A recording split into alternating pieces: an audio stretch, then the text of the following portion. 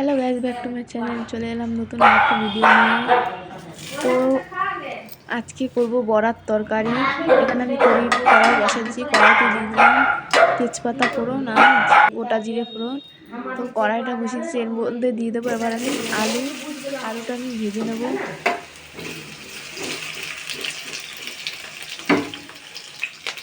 তো নিরামিষ দিনে তোমরা এই রেসিপিটা করে খাবে, রান্নাটা খুবই ভালো লাগে। আর কোনো তরকারি লাগবে না, এই বেসনের বড়ার তরকারিটা করবে। দিয়ে দিলাম আমি কাঁচা লঙ্কা দেওয়া হয়ে গেছে আমার। এবার আমি একটু ভেজে নেব ভালো করে। যেহেতু এতে কোনো মশলা ব্যবহার করব না, পাতলা করব।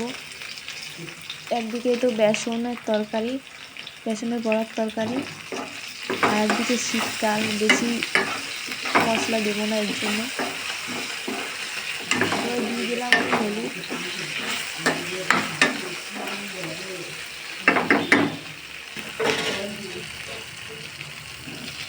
এবার দিয়ে দিলাম টমেটো।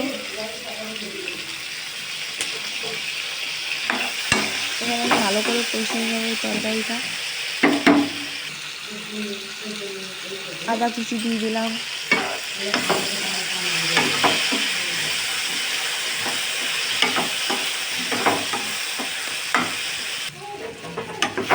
দেখো টমেটো কিন্তু গলে গেছে,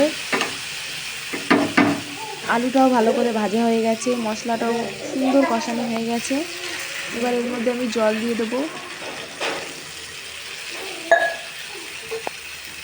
এবার জল দিয়ে তরকারিটা ফুটতে দেবো। আলুটা যতক্ষণ না গলছে, যেহেতু বেসনের বড়ার তরকারি, বড়াটা দিলেই নরম জলে ফুলে বেসনের বড়াটা ছেড়ে যাবে। তো তরকারি এদিকে ফুটে গেছে, এই দেখো বেসনের বড়াগুলো এবার আমি এক এক করে দিয়ে দিচ্ছি।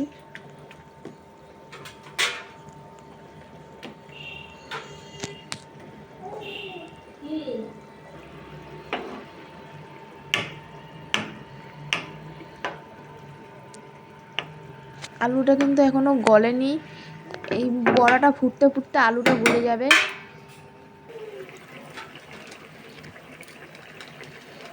এবার দিয়ে দেবো গরম মশলা, আর দিয়ে দেবো আমি ধনেপাতা কুচানো। এবার হালকা করে একটু নাড়িয়ে চাড়িয়ে